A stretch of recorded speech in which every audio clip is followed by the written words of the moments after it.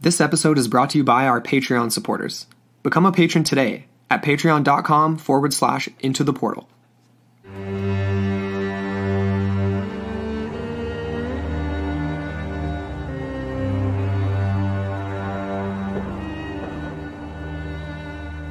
In 1137, one of the most impressive cathedrals of Paris was completed.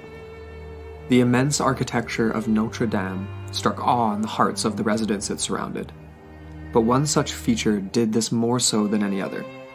That of the grotesque faces of the many gargoyles found perched on the corners of the high ledges of the cathedral.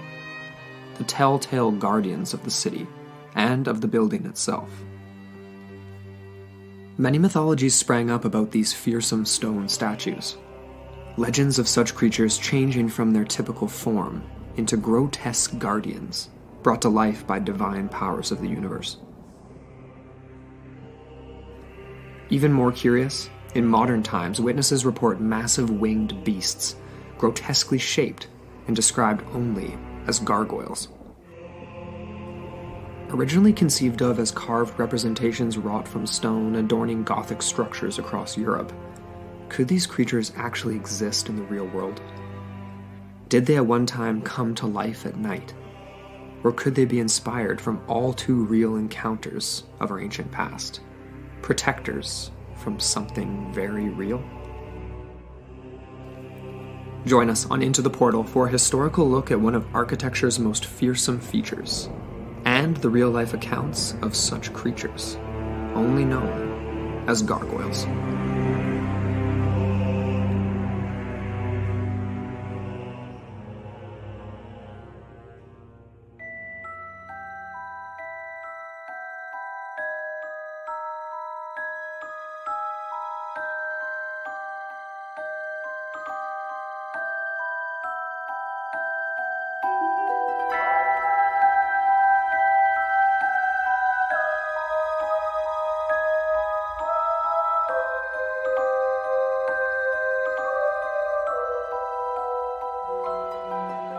Hello, and welcome back into the portal. I'm Amber Ray. And I'm Andrew McKay, and welcome back, everybody. This week, we're getting into something that we've been looking forward to for a long time. And Yes. we mentioned it a long, long time ago, and we added it to the list. Did we mention it a long time ago? Yeah, you brought it up Really? a long time ago. Oh! And it's crept up to towards the top of the list, and we're finally getting around to it. Yeah. But before we do, tiny bit of housekeeping. No new reviews this week, but that's okay. Chance for you guys who haven't left us a review yet to hop on iTunes or wherever you do listen to the show and leave us a review. That would be awesome. Even if you don't type one in, just to like click the stars, it helps us out a ton. And we have gotten a little bit of better traction on iTunes. So if you guys have a minute, please do that. That would be awesome. We actually had shout out. I want to give a shout out to Darren Budnick from a listener from Pender Island, BC, because he reached out on Twitter and was trying to figure out how to leave us a review. He doesn't have iTunes or Apple Podcasts. Yeah, some apps make it hard. Some apps do really make it hard. Like he uses Podcast Addict, so do I. I don't think there's a way to do it on there, at least on a mobile. But I know we've had some reviews on Podbean and a few other places that... Stitcher, I think, too. So if you guys have left us a review on one of those and we haven't read it or seen it, let us know. And those are other places, too. So, like, thanks, Darren, for reaching out for that. So that's sweet. There's always Facebook, too. And Facebook is always a good fallback. Yeah. So you can always leave us one there, and we'd really appreciate it. So thanks, everyone. We also wanted to give just a quick thanks to everyone that reached out to us about the Sea Peoples episode. Definitely. Because we got some really cool feedback. It was really positive and amazing. Yeah. And we just, it was kind of funny because it was one of those ones where it's like, oh, like, are people going to, like, be into this? We were, But people were into it. Yeah. People love history. It was great. People love history. Yeah, no, it was one of those ones where it could, like, get bogged down really easily with True. kind of a lot of info and all dates. The nuances, the names, Yeah. everything. But... yeah. So we're stoked that you guys love that weird history stuff like as much as we do. So exactly. Awesome. And then just one other thing off the top of the show here is our YouTube re-releases that we've been sort of putting out there one by one really slowly, but it's starting to gain a little bit of traction. And if you prefer to consume your content on YouTube or you haven't listened to like our beginning episodes, because I'm starting at the very beginning. That's right. and doing it with this awesome overlay that one of our buddies did up for us, really cool. which is really cool. It's got like, if you look at it, there's like images of like past topics from like I don't know, the earlier episodes, right? Because he put that together quite early. Definitely. But yeah, so if you want to check it out, Boom. Absolutely. But anyways, let's get into it. Cool. Mm-hmm. So today we are discussing gargoyles. Mm-hmm. And it's kind of like a 50-50 episode here in terms of history and then also absolutely bonkers crazy stories, because when you hear the word gargoyle, like the first thing I think of, was the cartoon, which we'll reference obviously, but you know, the Gothic stone figures on the sides of cathedrals and castles and things like that, right? Mm-hmm. So yeah, like most people believe that gargoyles were first conceived in this way as waterspouts on like 13th century Gothic architecture. It's just classic for that era, right? That's cool, right? The idea that it was a water spout. That's right. I didn't really know that until we started looking into this, because I'm not a huge architecture kind of buff. Yeah. And it never came up in school, so it's just, I thought it was just more protection. Yeah, or just decoration, right? Yeah, like, that's what I always thought, just to make it look cool. Yeah. But it makes perfect sense. But yeah, that's what they're used for. They're used to divert water away, and for the obvious reason that these buildings are all super old and made of stone and concrete, and water running down the sides is going to absolutely destroy them. So the gargoyles are a protection for the building in a sense, right? In a metaphorical sense. Yeah, but gargoyles are actually a lot older than the 13th century, than the medieval era, and a lot of people don't know that either. So it actually dates back to some ancient civilizations that we've referenced recently, and that is way before the medieval era. So the ancient Greeks, even the ancient Etruscans, who we mentioned in our Sea Peoples episode, the Egyptians, the ancient Romans, they constructed terracotta clay gargoyles in certain places, things like that. There's even evidence of a 13,000-year-old stone crocodile gargoyle found in what is now modern-day Turkey, and this one is considered to be the oldest gargoyle in the world. That's amazing. Ever found. That's really cool. So it's really cool. Huh. And what's so fascinating about them, and we'll get into this throughout the episode, is that we don't know all the reasons why they exist and why they are where they are and what they represent, depending on what we're looking at, right? Because it's culturally specific to a certain degree, right? Definitely. So in Egypt, for example, gargoyles were placed on the roofs of temples where their mouths were served also as waterspouts. So it's the same function in ancient times, which is kind of interesting. Yeah. And yeah, we see them as well on the sides of Greek temples. And these figures were typically carved in the shape of, you know, like animals that are of high prestige or whatever, right? Like lions, eagles, and other animals that were known around the Aegean from, like, you know, adventurers and explorers in Africa and places like that. Cool. Yeah. So, and we can still see these today, which is pretty cool. So there's, like in Greece, for example, all 39 of the waterspouts from the original 39 of the original 102 waterspouts on the Temple of Zeus in Greece are still remaining on the structure. That's amazing. Which is really cool. Crafted from marble, and all of them carved in the shape of lions' heads. Right? But because of the very majestic. Oh, amazing. But they're massive, right? And because of the sheer weight of these things over the centuries, obviously, they have just straight broken, fallen off. And yeah. That's really cool. Carved from marble, hey? Very cool, right? What? And we see the lion's head as well in Egypt. So they're depicted in Egyptian gargoyles as well. And that's sort of the most popular. Yeah, I have this little note here. I don't actually remember where this was from, but the lion in Egypt allegedly represented the sun. And the lion is obviously a symbol of great importance, and so is the sun, obviously. Well, it's very, even just the imagery of a lion, right, with the big mane, and it's like very much like that. It's like a big sunburst. Sure. Yeah. That's really cool. So we got it from all over, at least in the Western world.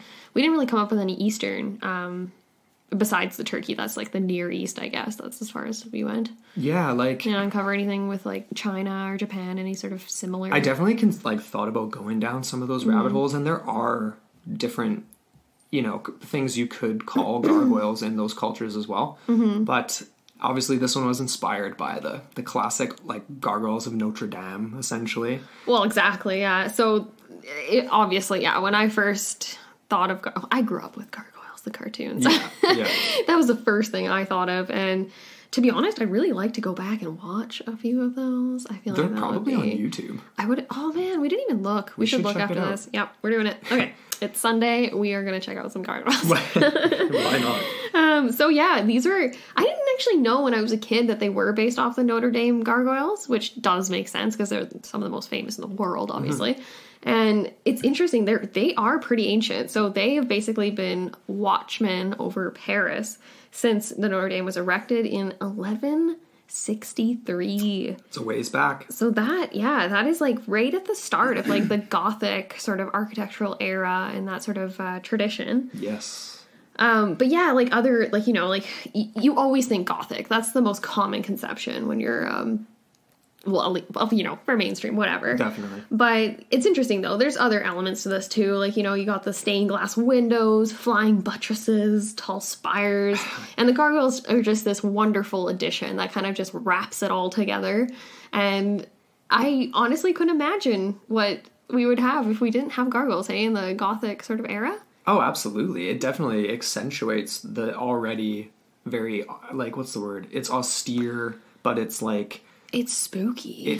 Yeah. It has a power to it. It's almost like an aura. Yeah. Like, I've never actually been to Europe either. Like, I've only ever seen, like, you know, like, images of it. Yeah. But even those are, like, pretty awe-inspiring. I've been in some Gothic cathedrals in Vienna. Ooh, I really? think it was when I was in Europe. And it's just epic. Yeah, you walk in and it's just like... And it's all gray and black. Like, it's also dark, right? Yeah. And then you walk into other types of churches and stuff from other eras, and it's just adorned in gold, and it's all bright with, like... That's the vibe amazing. is so different. Oh, I can imagine. We have to go traveling. Definitely, we will. But yeah, so the actual term gargoyle, it's kind of a weird one, right? But it does derive from, you know, there actually goes back further than French. Like, there is the French word for throat, which is gargoyle. And then it goes back even further than that to the Latin, which is I don't even know how to say this.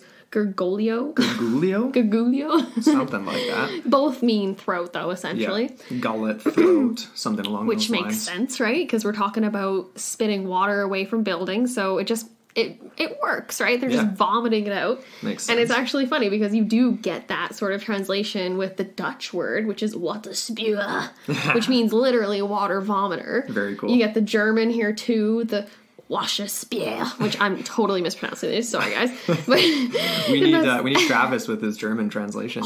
Yeah, where is he? That just essentially means water spitter. So again, not as voracious. Right, yes. But yeah, and then you get the Italian too. I don't even know how to say this either. I'm going to let you take this one. Oh gosh. Why? Because I have partial Italian background. Come on. Gronda sporgente. There you go. I don't know. Which just is more of like a technical sort of thing, which Yeah. is like a protruding gutter is Right. kind of what that translates to. But really cool. We went from most interesting to least interesting in that order there. Instead of like the other way. Started with water vomiter and worked down to protruding gutter.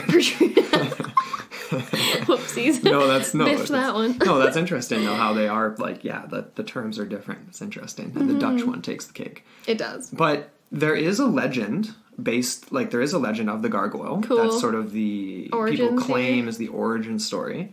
And that is the tale of a guy by the name of Saint Romanus of Rouen. Rouen? R-O-U-E-N. Ruin. Which is essentially like a town in France. Or It's like a province-ish, I think. yeah. I don't know. And I found like sort of differing accounts that he wasn't actually from the area, that he was brought to the area specifically for this, so I don't really know. Because of his reputation, probably. Right. And he's become just, a figure in legend and allegory, essentially, right? It's debated whether or not any of this was true. But there's no record, really, of his... There's records of him, but his birth date and death date are both debated. Okay. Anyway, so Saint Romanus, he was a scribe, clerical sage, and a bishop of the area of Rouen in France. And he would have lived under the rule of a guy by the name of Dagobert. Dagobert the First, 629 to 639 AD. Brother of Engelbert? Engelbert. Shout out to Engelbert Humperdinck. Yeah. Spanish eyes. It's a great song. God. How did we slip that reference in? Who would have thought that was going to happen today? Oh my goodness gracious.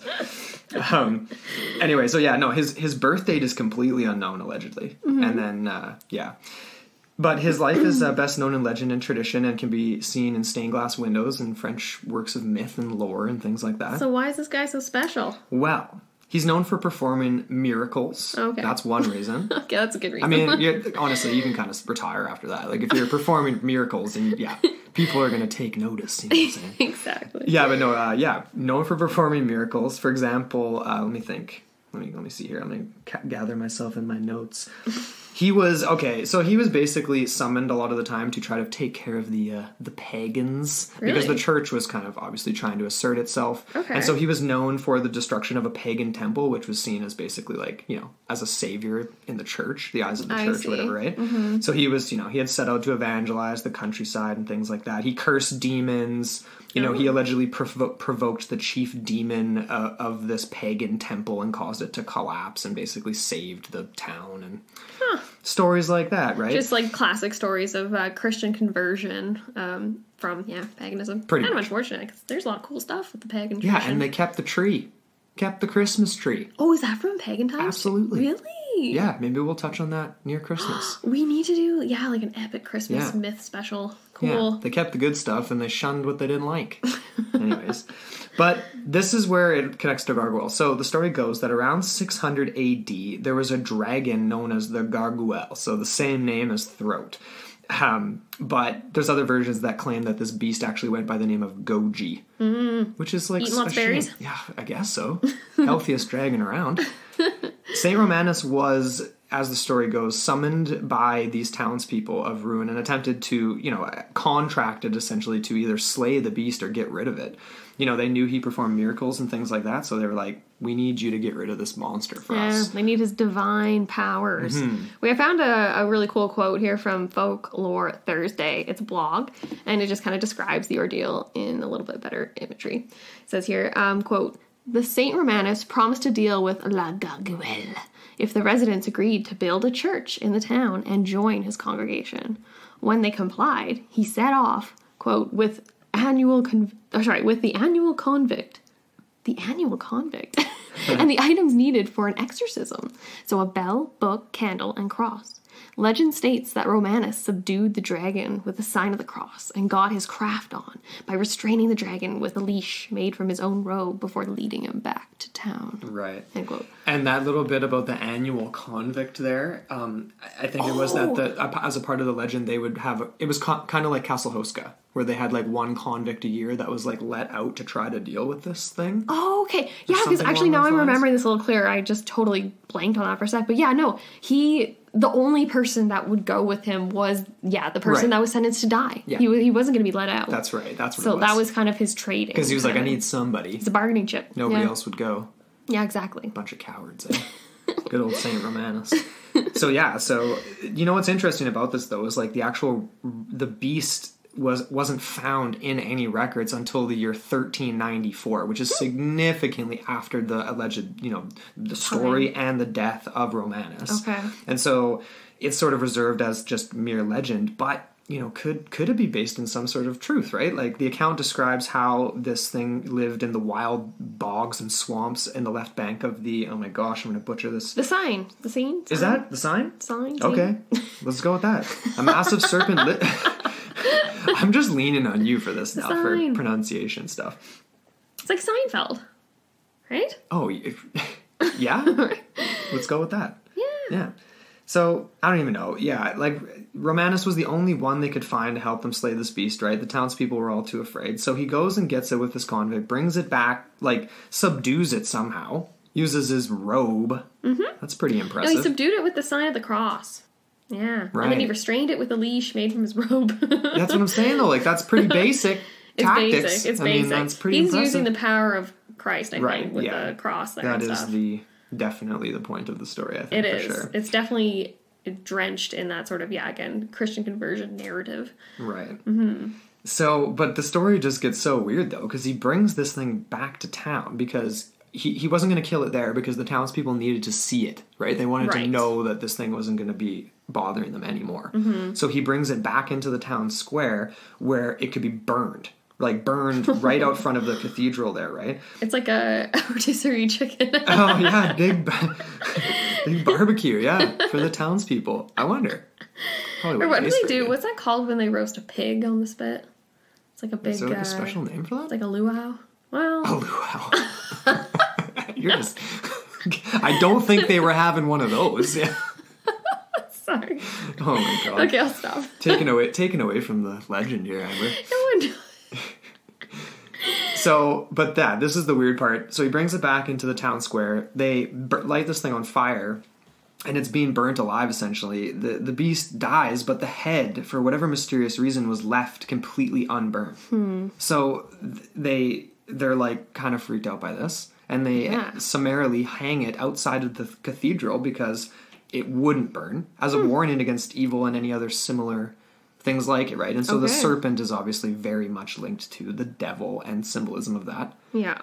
But that's a kind of a cool origin story of gargoyles. It was this head that wouldn't burn. So it's very much the grotesques and the monstrous stone heads. That's crazy talk. So they didn't just leave it unburned purposely. No. It was would not burn. Okay, that's interesting. Yeah.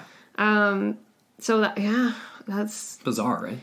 I'd probably throw that thing in the ocean or something. Probably wouldn't hang it, but maybe throw it in the ocean. I don't know. Sink it with some lead. You'd have to wonder, like, okay, obviously this is a story, a legend, a folk tale. But yeah, if like just pretending it's a real story and you're around in this time, that seems like a bad idea. Don't you think? Like, what if there's another one? Well, exactly. Or what if it's like the Thing? Where it could just, like, split off into a million different... It's like Medusa's head. Oh, that's actually a good point. Like, if the head's not burning, maybe the head is just going to keep doing its thing and grow another body. Well, exactly. We don't get that, obviously that didn't happen. We're kind of... we're just making up another side of the legend now. This is more interesting. And then it became like the head in the Thing where it's just the legs sprout out. I was no, that didn't happen. That was such a good part. Romanus handled the situation. Indeed, he did. But that's just interesting, right? So we get a lot of these sort of connections to the church. And again, like I kind of alluded to already, like this idea that there were a lot of pagan practitioners that kind of needed to be appealed to. And so that was one way that they could use symbology for these people that were largely illiterate, right? Yeah. And so they would use a lot of different well, not a lot of different, there was so many different amalgamations of different animals. Those were called chimeras. Yeah. There would also be imaginary creatures, so fairies, dragons, all that kind of stuff. You get the mythical ones, and then you get ugly human faces, which is just freaky. Yeah. So it's like demonic faces we're talking here. Some of them can be laughing. We do get that. Even on the Notre Dame, there are some that are laughing, but there are others that are like not very friendly looking at all. And then you just get more, like you were talking about with the lion, so known species of animals. Yeah.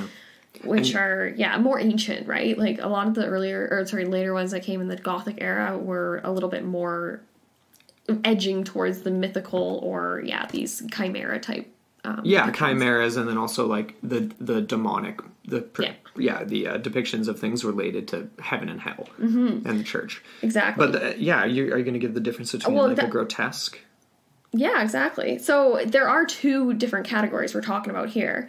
So basically, the gargoyle has a function, right? So it's meant to expel water, like we said. It has that connotation with the throat. But grotesques, on the other side of things, are just decorative. And they can be quite elaborate, too. And it's not really known, like, I would honestly care to take a stab or a guess at it and say that it's mostly for protection, for symbolic reasons, right? And just to either commemorate certain mythical figures or, war against evil, essentially. Yeah, definitely. And we did see an example of this with the Celtic heads that were adorning the walls of castles in Europe and all that kind of stuff. But, those are a little bit of a different sort of tradition, obviously. They all have their culturally specific connotations. Yeah. But there's quite elaborate ones like we talked about, right? Like there's marble carved ones. There's all sorts of like obviously stone was the most popular. Yeah. You get the ceramic ones in Egypt, all this kind of stuff. And they could even be like gilded. So like you get like gold gilded ones. You get fancy gargoyles. Really painted, like just like, very ornately painted ones as well. And all of this was for a purpose, right? Beyond the symbolic purpose. So storytelling. it's huge, right? You need to use symbols that people understand when they're literate. And as the Roman Catholic Church was kind of gaining momentum in these sort of pagan provinces as they were expanding further into Europe and gaining these territories, they were, of course, constructing a lot of churches and cathedrals, all that kind of stuff. So essentially, they were trying to spread the message of God through these depictions. And it did appeal to pagans to see familiar faces, like familiar pagan gods represented in different ways. And then, of course, you get like the other side of it too, which is the stained glass depiction. So it's a melding of it all. Right. And it's meant to sort of like just guide them towards the church, right? Yeah. And even like you said, you make that comment about, oh yeah, they kept the Christmas tree because they had to keep elements of that kind of stuff in order to just, exactly to win people over, essentially. Exactly, yeah. Yeah, absolutely. Yeah. It is really interesting when you think about it. Just the idea of telling a story through the windows and through the stone objects on the sides of buildings. Yeah. Like an entire story. Exactly. And it sounds weird, but really that's what it was. And it's just people walking by. It's crazy. It's crazy to think. And it would see it. It would be, it would have a lot of power over people, you can imagine, right? Like even today, right? We stand in awe of these things still. Like that would be pretty amazing if you come from like, say, like a very simple, I'm not going to say simple, but definitely not the austere, grandiose types of constructions that the Romans and the Catholics were responsible for in this. Well, the Romans first and then the Roman Catholic Church later on. Later on. No, absolutely. No, for sure. And they took influences from different things, across Europe. And it's just, it's very intimidating. Yeah. What, the architecture? The architecture. Exactly. It's like almost like these people must have the power of God because of this, right? Like it's a very impressive display. Definitely. Yeah, so like we alluded to, there's a lot of different representations, a lot of symbology behind different animals, and we just pulled this from Naked History, and is this just a blog or is this a podcast, Andrew? That's a good question. It just this was just from their website, so this was just an article on Gargoyles, but they just kind of listed some examples of chimeras and gargoyles and stuff. Yeah, so we thought this was kind of cool. We're going to go through a few of them and kind of chit-chat about it. So one of the most... Okay, dogs. Dogs. What do you think of when you think of a dog? You think loyal, you think obedience, you think, I guess, maybe intelligence. But you also think guarding the gates of hell. Oh, true. Actually, yeah. So you can have devilish-looking dogs, too. Yeah. But it's interesting because, they do symbolize loyalty to a certain extent, I would say. Definitely. The ideal guardian for a building. Sure. That kind of thing. For sure. Yeah. Even better, though, the lion. Better guardian. That's true. But all these kind of have their faults, too. So for the dog, we get this idea of, like, greed, perhaps. It's like a reminder of this temptation of greed. Okay. With the lion, there's this sin of pride. So there's different elements here. Interesting. Yeah, exactly. Obviously, there's bravery, redemption, nobility, all symbolized within the lion as well. Which makes a lot of sense, right? When you're thinking of ancient Greece, why they would have used the lion. Not only because it would symbolize the sun, but because of all these other things, too. Totally. Wolves, wolves, that's pretty intimidating, right? So feared, but obviously represents leadership, too. Yeah. Protection, kind of fierceness. And, just like a kind of a spiritual being kind of thing. It's really in tune. You know what? Honestly, of all the creatures you think of as being spiritual creatures, the wolf kind of takes the cake a lot of the time in depictions in mythology and folklore and things like that, right? Especially in North America, obviously. Definitely over here, yeah, for sure. We get a few more here. There's eagles. What do you think of when you think of an eagle? Oh, I mean, powerful. I think of Thunderbird is the first thing I think of. But I mean, noble creatures, I guess, too. I don't know. Yeah. Also used as a metaphor for foresight.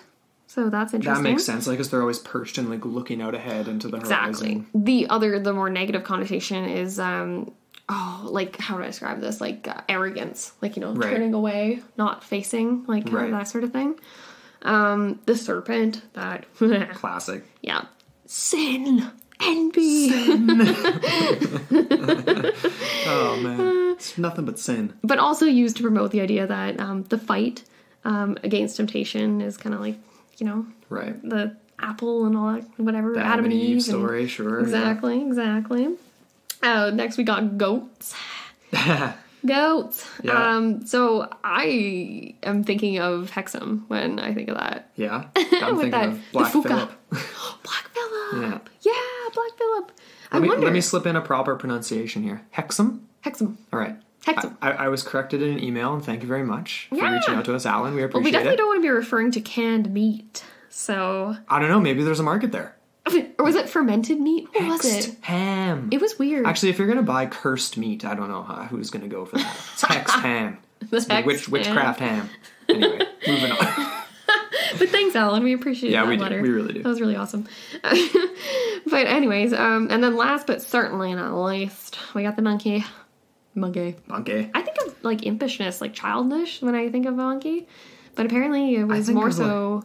Yeah. What do you think of? Well, this is unrelated, but it makes me think of like the hear no evil, see no evil, speak no evil. The monkeys! Symbol with the monkeys. Oh, that's classic. Yeah. I didn't even think about that. But, obviously these are just some of the prominent ones. There's honestly a huge list of animals we could have listed here, right? Like there's so many. And if you think about it, right? Imagine combining the monkey with the serpent. Then you get a chimera of sorts, or like a wolf and an eagle. You sound like Gene. You're reminding me of Gene from Bob's Burgers right now. I don't know why. Like, monkey goats, yeah! Monkey goats! Shark boss! What did he, when he was trying to come up with his beef squatch name? What was it? It was Big Beef? Bigfoot? Big Beef. I don't know. Yeah, that's not a winner. I'm feeling goofy right now. Me too, actually. I don't know. Gargoyles are making us weird right now. Yeah, which is funny, right? I feel like we should be a little bit more...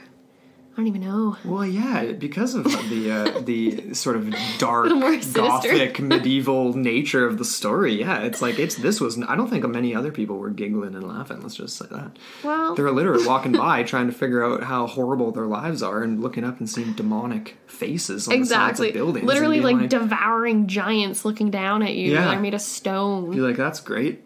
Yeah, watch one episode of Gargoyles, a cartoon, and you think that guy could just spring to life.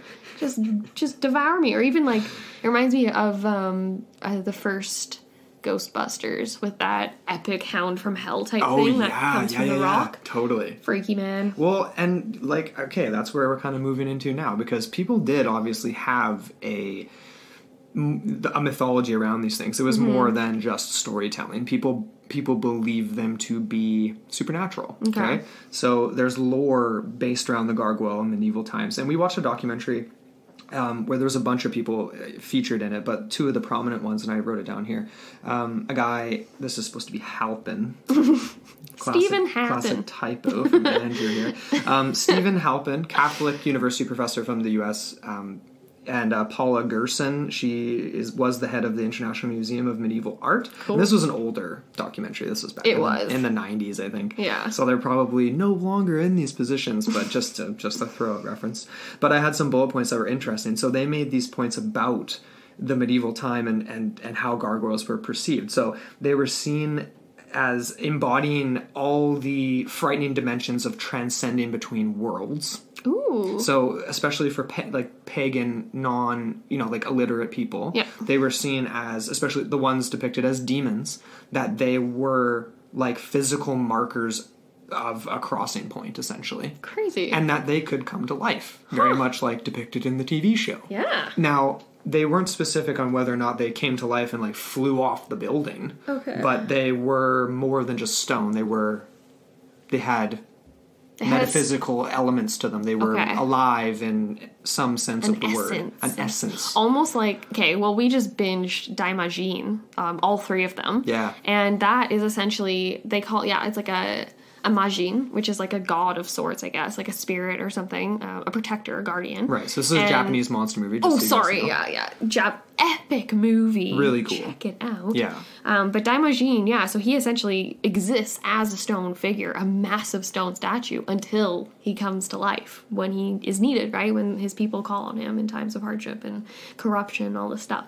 But that essentially reminds me of that too, hey? So very similar, like you pray to the stone thing. Well, they weren't essentially praying to them, but they regarded them with a lot of respect and, these types of things. Definitely. But sorry, that was my my Eastern reference. There you go. There you go. No, because obviously there's stone, I want to say entities because that implies that they are, but, you know what I mean? Like obviously gargoyle-esque objects Exactly. in Eastern. Yeah. But they go on to mention a few interesting things in this documentary. I mean, obviously, we know that the belief, the sort of overarching mainstream trope of gargoyles is that they were to protect not only the churches and castles they were on, but the city they were in, and that they would come to life, and the ones that were winged would actually leave their perch and watch over the city. Cool. And I think that was maybe something these people were hoping for. You know, like they would want to believe that they were being watched over by something. Yeah. Maybe something a little bit more that tangible than God, because they can actually see it on the building. Exactly. You know what I mean? But obviously these were superstitious times. This was hilarious. I had to include this. So superstitious, in fact, that in 1394, a pig was tried and hung for sacrilege for eating a communion wafer. A chicken was tried and killed for blasphemy. How exactly does a chicken commit blasphemy? Maybe he pooped on a crucifix or something. I guess. Blasphemy! Blasphemer, kill the heretic! Yeah. So these were times when people believed in some crazy stuff. So that just accentuates that, obviously. And we touched on a bit of this in sort of the modern conception of the ancient Celtic tradition when we were talking about the Hexam heads and the faces of the Celts. They were known for their grotesques, not for their gargoyles. So the human faces with very little detail, which makes them so creepy. Like, it would literally be this giant face on a wall, and it's just like a tiny little slit for a mouth, 2 little dots for eyes, and no nose, and it's like, that's the most horrifying thing in the world. It is. It's terrifying. And we don't really know the symbology behind it, other than that they had a cult around the head. Yeah. Well, it was the seat of the soul. Seat of the soul. That's all I know. That's right. But yeah, so we're kind of getting into it now. We're going to get into the sort of concept of these gargoyles being alive, perhaps being cryptid creatures, and there are sightings of these in modern times. That's right. So basically, yeah, it comes from this long-lived belief that these stone things could come to life, and this long-seated tradition, I would say, of this mythology.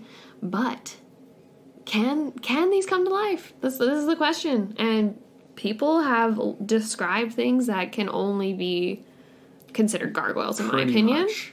And there are a lot of cryptids that are more mainstream that honestly kind of fall into this category a little bit. Yeah. And so we're going to get into this a little bit. Before we do, though, we're going to take a quick promo break here. And this is for Perhaps It's You podcast. Cool. Which is really fun. And it's hosted by Samantha and Liz. They're a delight. Yeah. And they talk about all things unsolved mysteries. And it's all from the classic TV series Unsolved Mysteries. So basically, this is the perfect podcast for fans of TV recaps, true crime, paranormal, and just the right amount of babbling. Sweet. So yeah, give them a go. Were you traumatized as a child by watching Unsolved Mysteries? Do you like to judge facial hair? Guess what? We have a podcast for you. Can you believe it? It's called Perhaps It's You. And it is an unofficial Unsolved Mysteries rewatch podcast. We're your hosts. I'm Samantha. I'm Liz. We're 2 cool mystery ants, not really, watch an episode of Unsolved Mysteries each week. And tell you about it. We update you if any of the mysteries have been solved. We rate the episode on a scale of Robert Stacks. We can give episodes a possible 5 out of 5 Robert Stacks, although it rarely happens. Very rarely. We also complain about what everyone is wearing. And it doesn't really matter if you know anything about Unsolved Mysteries or not. You should tune in because it's the #1 podcast on iTunes. Yeah, you can find us on Google Play, Apple Podcasts, most podcast platforms. You can also check out our website, perhapsitsyou.com, or find us on the social medias at Perhaps It's You. And get out there and solve some mysteries, bitches! yeah! And we're back. So make sure you guys go check out Perhaps It's You podcast. So yeah, we are migrating into the craziness side of this episode. We've given you the history, we've buttered you up. Yep. And we're kind of working with 2 sort of sides of this episode, I guess, of this belief that either gargoyles are real things that can come to life, stone that can come to life, or they're based off of existing things that are already alive. Exactly. Demons, cryptid creatures, something else. Totally. And it's kind of funny now that we're getting into this. I just had Castle Huska pop in my head because there were reported sightings from way back in the medieval eras of flying winged demons and stuff. I forgot about that. That's crazy. Yeah, coming out of the pit. Yeah. All right, so first up on the docket came in 1985. Well, not first up, but the first one we're going to talk about. And that was the infamous NASA gargoyle. All right, so this starts off, it wasn't brought to public attention until well after the event happened. I don't have the year, but anyways, this was a story brought forth by a man named Frank Shaw. He was an archivist, working for the Houston Space Center. So he was working for NASA. And yeah, essentially, late one night, Shaw was working, and he had just exited the facility and was walking towards his vehicle when he sighted a black, hulking monstrosity perched high on the ledge of one of the buildings. Okay, so yeah, NASA, this is a pretty important facility, right? Houston. I'm not sure what, because there's a lot of different centers around America that are responsible for different things. And I was just chatting with Chris a couple days ago about this, Chris Birkenbein from A Dash of Science podcast, and he works for NASA. And so he doesn't work for Houston, but he works for the one in I can't remember which one he's he works in for. Northern California or Southern California? I thought he's somewhere. He's in California somewhere. But he said basically they operate as like autonomous agencies almost. Like, interesting. Yeah, like the sort of work culture and policies and all of like the bureaucracies are very separate. So he didn't have a lot of insight into Houston specifically, but he did say that he might have some friends that might be able to dig up some stuff, so maybe he knows more. But anyways, yeah, so Shaw, he was working in Houston, and he sighted this crazy monstrosity that basically made him freeze in horror. Yeah. As soon as he saw it. And essentially, the way he described it, and I'm not sure how he came to this conclusion, is that the creature allegedly took pleasure in his fright. And I'm not sure if that is in the form of like a joyful expression, like a grin of like a ghoulish devil kind of thing. That sounds creepy. I don't even know. But the creature apparently was completely still at the time of the sighting. And I don't know how long this lasted, where Shaw was like frozen and just staring at this thing. But then all out of nowhere, he says he heard a terrific crackling noise and watched as this beast unfurled its great wings and began to fly. Like, literally just took off. And it was, like, great big strokes. Like, I'm talking, like, Thunderbird-like strokes here. And essentially, it was making an audible noise. Shaw just, boom, took off, raced to his vehicle, started the car, and was roaring away before he could even, like, he was too terrified to look back. Oh, you don't look back when you see something like that. I wouldn't. I would just be flooring it the entire way home. That's, like, straight out of Jeepers Creepers. It actually is, yeah. And I would honestly just make the safe assumption that thing is... yeah, following you. Well, the idea that it's taking pleasure in his fright definitely implies some sort of demonic entity of some kind. Right? Yeah, exactly. So you get the whole, a grotesque countenance. You get a hulking figure that's winged and looked like it had like a cape at first is kind of how he described it as it was sitting on the side of the building. And and then you get this thing taken off. So there's a lot of references to a gargoyle-like entity. So, interestingly, Shaw, when he got home, his daughter and his wife they saw that he was evidently, like, upset, and that he couldn't even gather himself, really, until the next day. And then he told them what happened, and they kind of begged him to just stay silent because of his job, and he didn't want to lose his career, he didn't want to be ridiculed, all that, basic normal stuff. Yeah. Exactly. But he couldn't really... He couldn't keep quiet. He couldn't keep this under. It was bothering him. Yeah. And so essentially he ended up confiding into his superior. And I think this happened either a few weeks or a few months after the incident.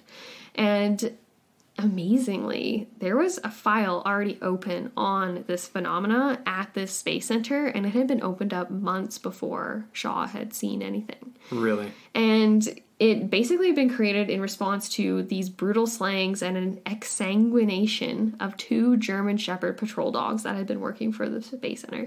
They were found one night, brutally slain and inexplicable.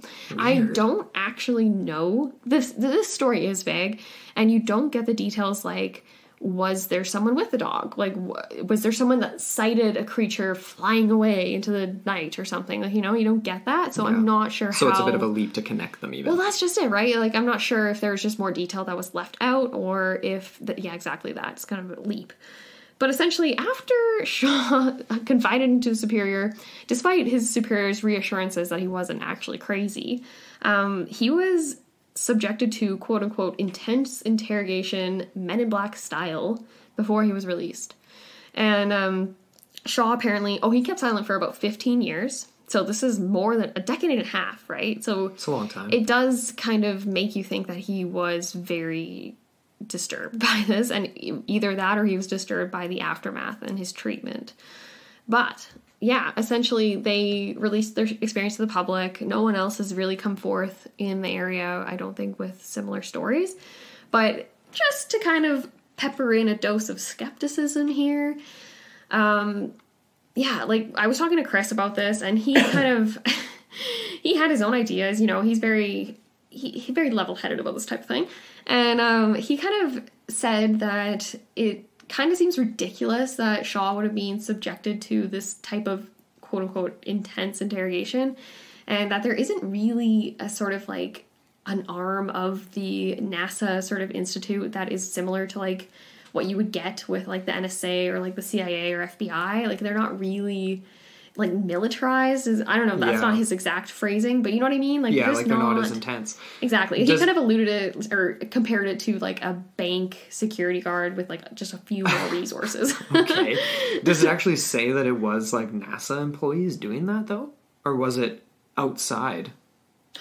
Oh, you know what I mean? Like, was it like was he being interrogated by? Because that's what makes it kind of vague, right? True. Like MIB style, was there MIBs there? Mm-hmm. You know what I'm saying? Like that obviously wasn't a part of the story. Like the classic Men in Black showing up and interrogating him about something, but yeah, it's a strange story though. This is vague. It is vague, and the fact that like you can take it any which way you want, but it's interesting to say the least. Absolutely, and it actually goes by the nomenclature gargoyle. So yeah, very relevant for this episode because he couldn't think of any way else to describe it, which is just absolutely fascinating. And again, building. It's just one of those situations where I mean, this is so classic in paranormal. It's such a trope of evidence where you have a quote unquote, like I'm air quoting here, people, you know, credible witness. Yeah. Right? Someone from the FAA, someone from NASA, someone from the Air Force, someone from, you know, a police officer, this and that and the other thing. And then the fact that he comes out with it 15 years later, didn't write a book about it, no profiteering, no this, no that. So a lot of it falls into that, you know, that side of like, you know, this seems to be like a real story. Like he's genuine, at least, right? Yeah, I would hope so. And if that's the case, then he obviously saw something. And people do see weird things in Texas, including giant birds. True. Thunderbirds. Yep. And other strange flying things. So there's a number of things it could have been, and it's all weird stuff. So all unknown. Whether or not he's actually crazy or not, it's like, you know, saying a gargoyle. Who knows, right? Yeah, exactly. But that's not the only one. No. So this is quite a bit later. This is a 2010 sighting in Spain, and it wasn't a Spanish national. It was a British guy by the name of Alex Nasirch. Nasirch? No. Nasirc. Nasirc. Cool. I'm just going to go with Alex. So anyway, he was spending some time in Spain, and he was interviewed by Cryptozoology News about his account after the fact. So he was living in Santa Maria del Aguila, Almeria, wow, in southern Spain, and this was in September of 2010. And here's a quote from him. He was in I was in south of Spain for nearly 1 year. I was always a nature enthusiast, so I traveled a lot. And it was around 1 a.m. I heard something. I heard something. I thought it was someone in trouble. My instincts told me there is a woman who is having some terrible trouble and she might be in a lot of pain. At some point, I was annoyed that I had to witness this because I knew it wasn't an owl. So this is like he's walked over to the terrace, right? So he goes over to the terrace and he sees what's going on. And essentially, it's it blows his mind. It's absolutely bizarre. Really? So I was about to go, he goes on to say this. So he's looking out over the terrace at this point. He's not actually out on it. Yeah. I was about to go over and into the terrace when I saw something big coming over the building, like across from him. And in that instance, the noise was made again. I literally froze. I wanted to duck, but I was too amazed. Wow. So what Alex saw was a strange winged animal over the rooftops. He goes on to say, it looked like a dog with wings. I couldn't see the front legs, just the rear ones. It didn't seem to have front legs. It was heavy. The way it flapped its wings looked like it was either tired or about to fall to the ground. The legs were hanging. It seemed featherless. It looked like skin. It had a pale color. It looked pinkish. And then shortly after, the creature disappeared out of sight. But after he had kind of calmed down later on or whatever, he was able to write down a better description. And so he goes on to say, this is what he saw in more description. An animal with a thick, short beak. It looked like a carnivore's nose. The head seemed to be stretched at the back. A bulky torso or body, curved wings with arms look alike, which is a contradiction to earlier account where he said that it excuse me, only looked like it had back legs. Oh, I think that he kind of just means like curved wings that were like look alike to arms. Oh, okay. So it's like the wings are kind of like coming around like this, as if it's like arms hanging out front. Yeah. Like curved bat wings is what I'm picturing, Yeah, I guess, right? Yeah, exactly. That's weird. That's really a weird description. Yeah. He goes on to say that this span was about 2 to 3 meters wide, about 9 to 10 feet. Thick, powerful back legs, a long, thin tail, heavy, slow movement with the pale color, like we said. The size of a massive dog or like a lion or a tiger. Wow. Bizarre. No feathers and no scales. Interesting. So, Smooth I mean, skin. that's pretty detailed description. That's crazy. I love that. And, yeah, so... I'm like, okay, so he didn't actually see it do anything. It was just like he heard the sound. Yeah. He went outside because he thought it was someone in pain. Right. Maybe this thing was in pain. Maybe it was crying out Maybe because it was injured. yeah. Because he did say this whole thing where he's like, it looked like it was going to fall to the ground. Just like it was tired or struggling. Yeah. That's crazy. Weird, right? Yeah. Yeah. A short beak. Like a carnivore's nose. And I guess he must mean like a raptor.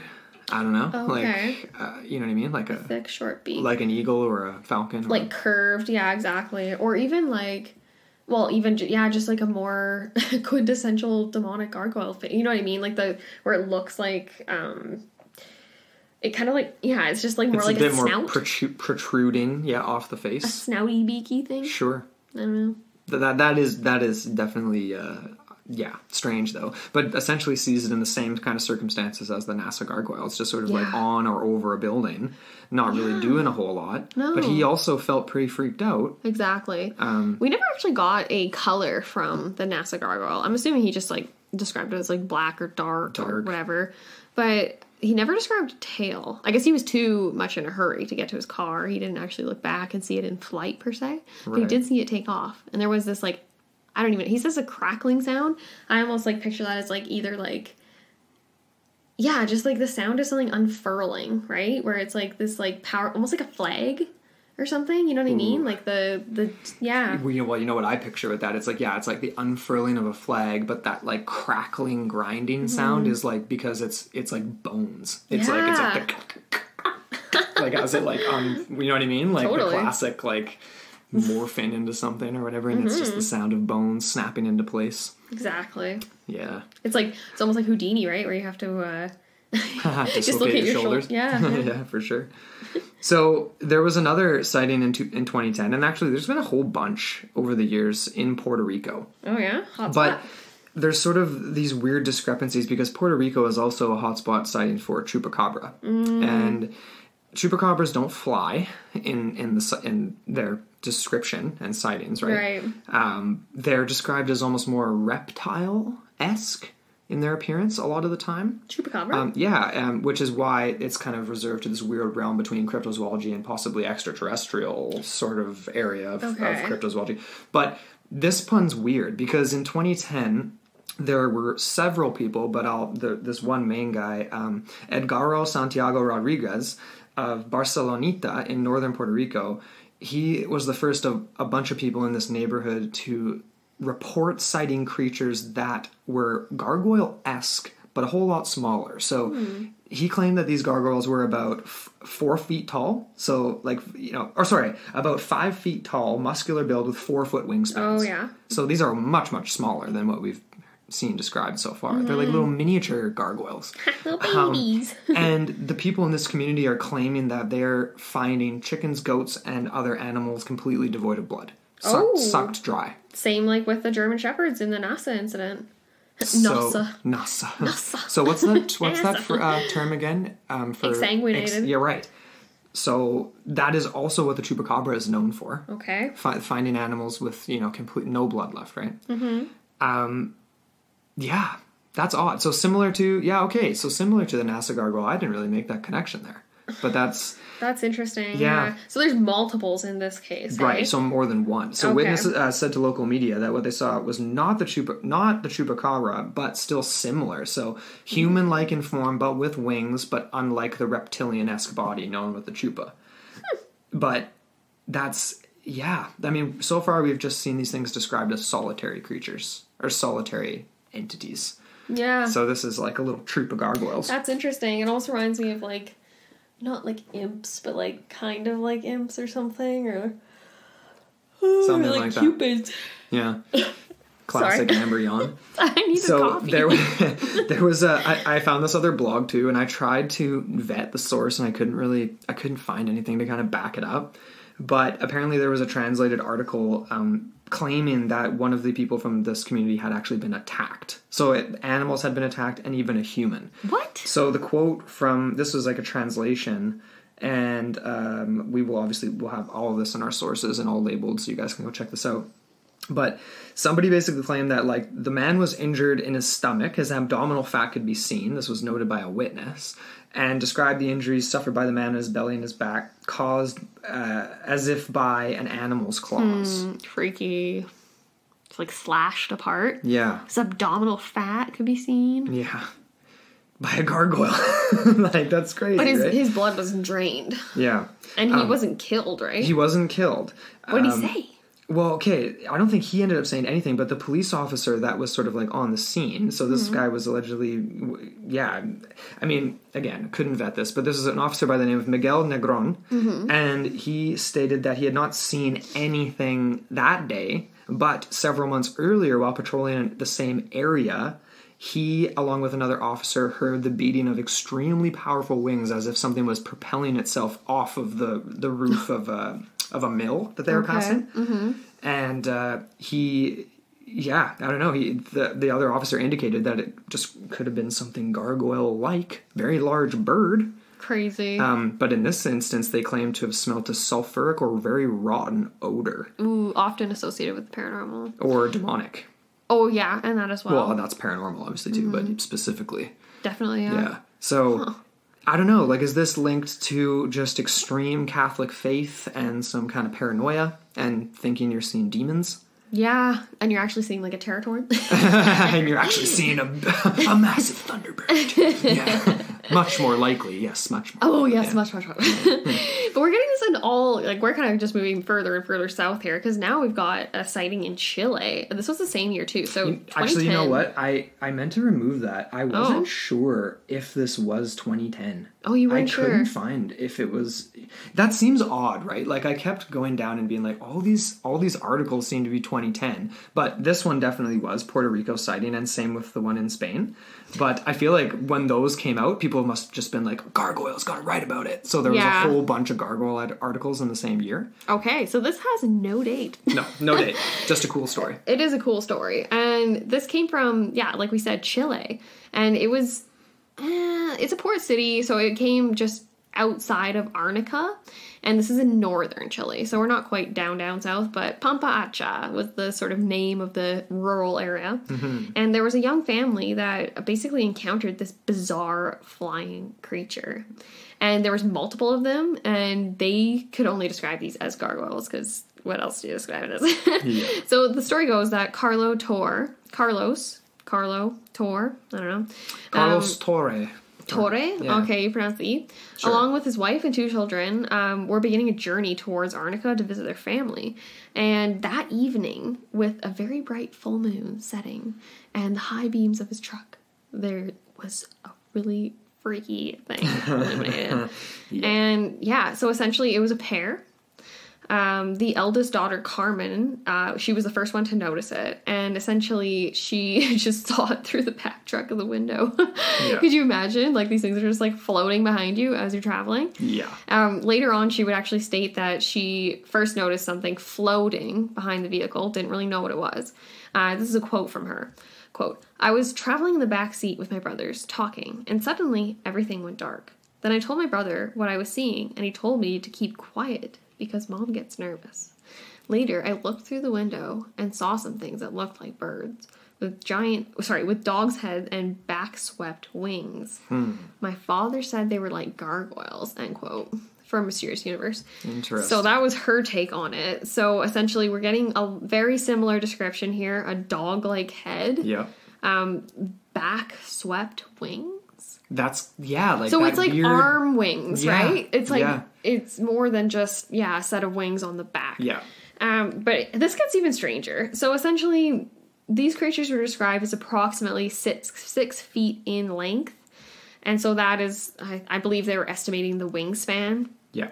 And this was the children that were estimating this. So, you gotta give them tape a little bit. Sure. And it is dark, too.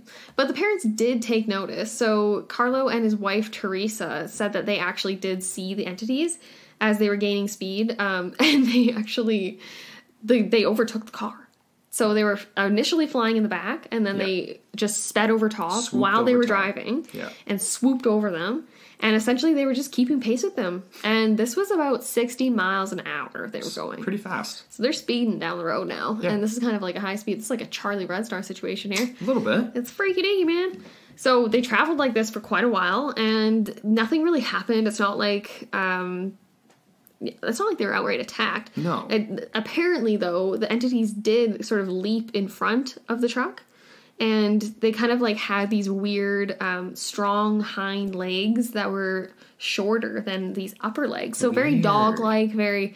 I'm picturing something that's very dependent on the use of its wings, so therefore the back legs wouldn't be as well defined. Definitely. And this was from Carlo himself. So he says here that he managed to avoid a collision with these gargoyles, and he sped up the truck, eventually escaping the creatures. Even though, like we said, they were actually never outright attacked by them. They were just kind of keeping pace and kind of swooping in and out and doing all these weird things Just to the truck. messing with them. Messing with them. Kind of like gremlins, right? It's Yeah. like these are supersized gremlins. That's kind of what I'm thinking here. So essentially they arrived at their destination and told their family, but swore them to secrecy. Apparently only later their account came out. And this was from an officer from a local military base. So essentially he was working with Carlo, and he came forward with a similar sighting. And I guess after that they were just like, well, let's make this public. So they Right. came out with their own story.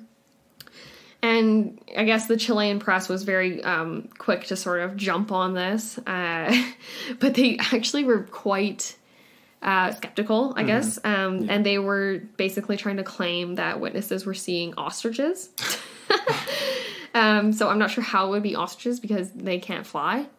How would you keep pace at 60 miles an hour? Well, I'm sure they can run that fast, but they can't fly. True. Like, so, like, I mean, maybe they wouldn't be able that to- seems pretty fast. Like, they can't run that fast. They can run pretty fast, but we don't know. Miles per hour, though, 60? True. What's that in Yeah, well, kilometers? Oh, that's like 90 question. kilometers, I think. I think Or that's 120 that's even. too fast. They can't run that fast. No, they can't run that fast. Ridiculous, right? So, yeah, I guess the Chilean press isn't as forgiving as the Mexican press. No, and- that's the classic. Oh gosh, what's the guy's name? The owl guy. Oh, Everything's an owl. Oh, they probably just saw a couple owls. skeptoid. Actually, I'm surprised nobody's just suggested that. That's because actually- owls actually fly. True, and they do Swooping have down, messing with short. them. They have short little nubbies. You know what legs. that description reminded me of too? Because the dog-like head, so that's the similarity. Mm-hmm. Yeah. But the longer front limbs and short back limbs reminds me of the Wendigo Mm-hmm. descriptions when we were doing the Spirit of the North episode. It also is kind of almost like the like a werewolf, what are those called? Like the what's the term for a werewolf, like something like a lichen. A lichen. Or something like that, right? Where it's almost like wolf-esque, but they've got these weird, longer... Like, picture Professor Lupin from Harry Potter when he changes, right? And he's got those crazy long arms, but, like, shorter back legs. Oh, yeah. And it's all tall and, like, out like this. Yeah. Weird, right? Like big bad wolf. And so that's sort of these... That's tied into a lot of these entities that are, like... I don't Seemingly. know, linked to hell or something. Yeah, are they coming out of, like... I don't even know. They're coming out of a Castle Hosca pit. Somebody dug a hole in Puerto Rico, and these things are just coming out. I don't know. Or maybe it's that new cave that they found in BC that we just read about this morning. Don't say that. I don't know, man. That thing's, like, not even that far away from us. I know, right? Wells Gray, that's like a few 100 kilometers. Yeah. Anyway. But anyways, this wasn't the end of it here. Apparently in the same year, again, so we're getting 3 sightings now. So we've got the police officer coming forward with his own little whatever, which we didn't really get too much of. We got this family, and then we've got another sighting here, which happened actually near the capital, so Santiago. And this was in what's known as Parque Santiago Bustamante. It's a large park in the city. And a strange winged creature was spotted flying from tree to tree. Weird. And I'm not sure what kind of owls they have in the neck of the woods, but I don't know. I don't know. And apparently it wasn't as big as the other accounts, though, so there is this discrepancy. We have the size of about 2 feet off the ground. So that, to me, is very owl-like. Yeah. I might side with the skeptoid there. I can't remember his name. Oh, I feel really bad. Don't feel that bad. Doesn't it? Don't feel that bad. Joe Nickel. Joe Nickel, Yeah, right. But there's a cool photo of this, like, we'll include it. It's already included in a couple of the sources, but we can put it up too. It does look like a flying stingray thing. A flying stingray? It's got this weird, like, skinny tail thing that comes out the back, but then, like, wings that look distinctively like a fruit bat, like a giant fruit bat. Yeah. And... Oh, is that the same picture that people are saying that could look like a really weird palm tree? No, that's different. That was a different one. That was one that people were claiming that looked like a demon standing. Okay. So that was a photo from... I didn't actually end up including it in our notes, but there was a photo taken. This was relatively recent in Phoenix, and it was a day when it was like a minor dust storm or something like that, and it was quite hazy. And the photo was like from someone sitting in their car taking a picture across the street, and it looks like, a 40-foot tall demon standing there with its wings like unfurled. Yeah, and it's really freaky looking. And whoever took it was obviously freaked out. Yeah. But people speculate that's just a palm tree. It's like kind of a deformed looking palm tree. And if you unfocus your eyes, it does look like that. Okay. But it does also look like a giant 30-foot gargoyle standing there too. That's crazy. So it's kind of freaky deaky. Oh, but yeah, I don't know. Like, that reminds me almost more like Gremlin size, obviously. It does, yeah. So we're getting a little bit of variation here. We're getting more miniature forms. We're getting ginormous forms, like up to 9-foot wingspan type things. So maybe it's just the size of the stone that it's actually created from. I guess. That's my favorite If you're buying it, it's coming from stone. Yeah. Oh, yeah. Are we kind of migrating in towards, like, our related similar cases and trying to work this out? Like, what the hell are these things? I know, right? Like, yeah. I want you to kind of, like, give your conclusions here, because... Sure. I mean, feel like you're gonna have some my conclusions... Well, not okay. really conclusions. You know what I mean. We've listed some similar cases that I want to talk about. Like, I want to reference, because they could very well be, like, they are gargoyle-esque, like you mentioned earlier. And I think the most obvious, there's 2 really obvious ones here. Yeah. The first one we have listed here isn't the most obvious. Really? So I think, personally, the Mothman is the most obvious cryptid paranormal case that is similar to these gargoyle sightings. Very true. And the NASA gargoyle sounds exactly like the description from, I don't know if it was from John Keel, but in the book, where it was like the scene on the bridge, right? Like the Mothman up on the bridge, a winged creature, like hanging off the side of the it was the like tower grinning on too, the bridge. wasn't it? Yeah, and it seemed to be messing with it too. And that sounds just like the NASA gargoyle. Yeah. So is that just Houston to West Virginia? Is this the same thing? How big is its territory? Like, or how many are these things? Well, also that was 85. So like when that was what? How many years after Mothman? Oh, I'd have to... What was that, 60? I have to jog my memory here. It was late 60s, right? I thought it was the 70s. Was it 70s? Yeah. Okay. But it was before 85, obviously, right? Mm-hmm. But it's so strange. And then we came across a few stories where people claim to keep seeing Mothman in Chicago. Oh yeah. These days. Yeah. If anybody listening is in Chicago or, Boston or in the area nearby and has heard local stories, let us know. But I feel like I don't think gargoyles are coming to life. Oh no? You No. think that they could possibly represent things that people have seen and sort of are amalgamations of creativity and sort of maybe these I think so. Like, okay, I kind of have... It's a blended answer. I think stone objects can come to life. I just don't think gargoyles do. I think gargoyles are... At least the modern as in like the medieval conception of gargoyles, where we see them on Catholic churches and on medieval castles that are closely tied to the Catholic Church. Yeah. And it was part of the stories there. And that's how the legends grew. True. That's a good point. But like you referenced daimajin, I definitely believe in like occult magic and objects being able to hold power. And that includes things that possibly could become animate. This ties into things like the golem and things like that too. Like clay that can be brought to life. Well, even with the instance or example of daimajin and the idea that these could be perhaps spirits, they could be gods, they could be even like demigods or something like that. Yes. Or even like the classic, right, where they've been sort of like dethroned and sort of like like they exist as these like demonic monstrosities of the things they formerly were, perhaps that type of thing. Right. Mm-hmm. Well, what's your take on all this? I really like the idea that I do tend to agree with what you've said. I like the idea, though, that these things could be animated from stone and just kind of, like, maybe are tasked with certain things. They don't really seem to be performing miracles, per se. Or helping anyone. Yeah, so that's kind of out the window there. But I don't know. Maybe they're just kind of like these cursed things that just kind of exist in this universe. Maybe they're slipping in between the cracks, right? And they can... inhabit these stone bodies that become animate, or maybe not. Or okay. Or I do like the idea though that the stone is just a representation of something that has been seen, just like a Castle Hoska. Yeah. And I'm sure if we dig deep enough, we're going to find other examples that are very similar of that, where we see winged creatures, demonic creatures coming out of like either caves or like these like portals to hell, as Castle Hoska has been described. But yeah, it's all fun to me. And I do like the connection that maybe this is just a very misunderstood cryptozoological entity or creature of some sort. Cases, at a least, Jersey anyway. Devil maybe or something, you know what I mean? Like that's another one. And we do get other comparables here that we didn't really look into too much, but got like, like the Big Bird of Rio Grande Valley, Texas. Yeah. We've got the Owlman of Cornwall, the Ahul. Yeah, I listed the Ahul here just because it's a really interesting cryptid from the island of Java.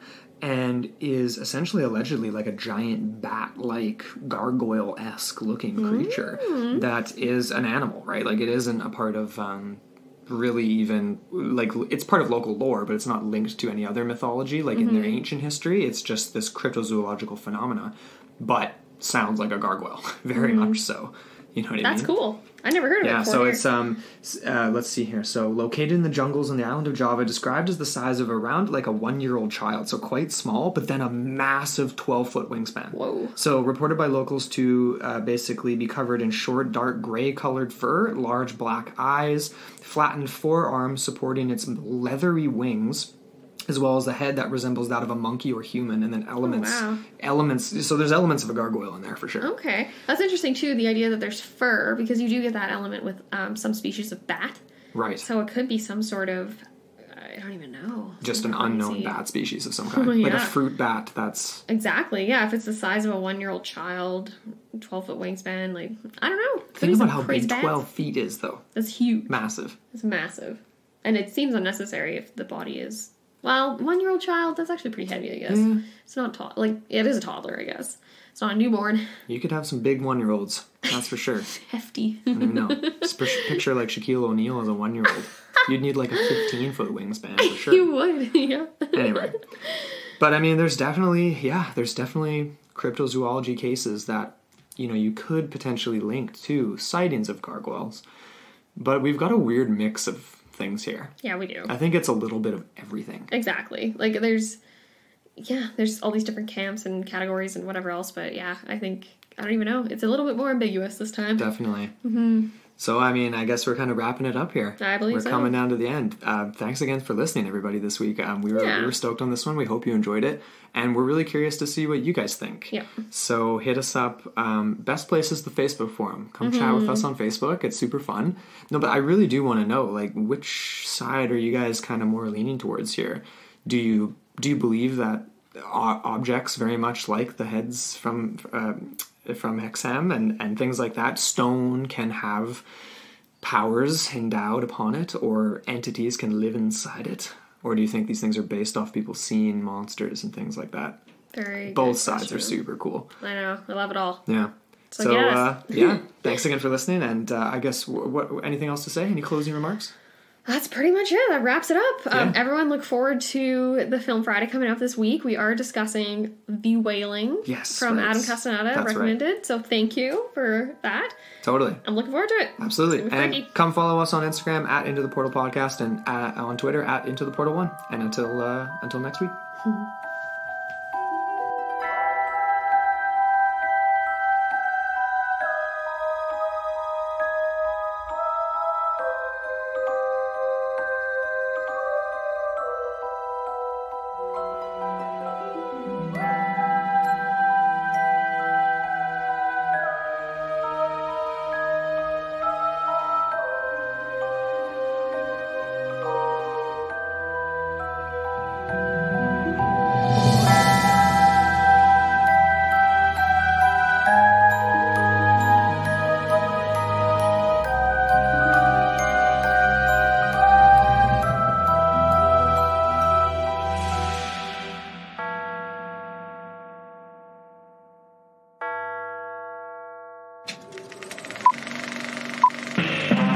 This was a podcast from the Podfix Network.